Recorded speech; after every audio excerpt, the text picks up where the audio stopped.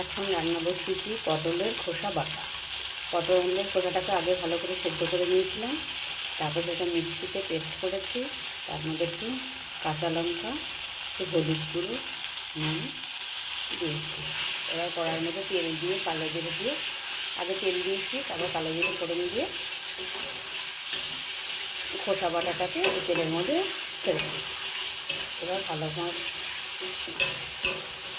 নেড়ে দিচ্ছি।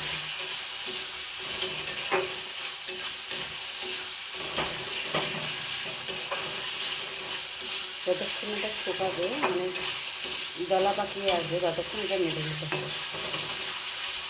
যেমন কাঁচকলার খোসা বাটা করে, সেরকম এটা পটলের খোসা বাটা।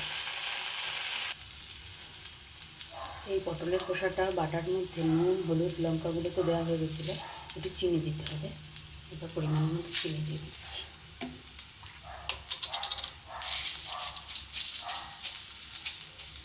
বাটারটা না খেতে দারুণ লাগে। চিনি দিয়ে দিলাম।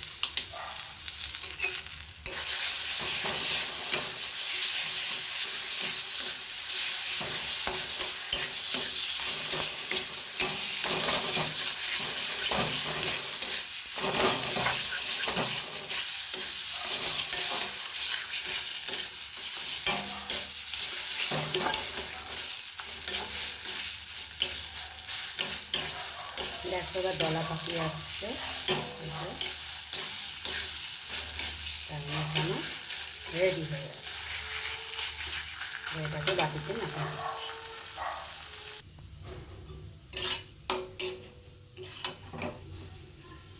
গ্যাসটা বন্ধ করে দিলাম। এখন পটলের খোসা বাটা রেডি। এবার নামিয়ে নিচ্ছি বাটি।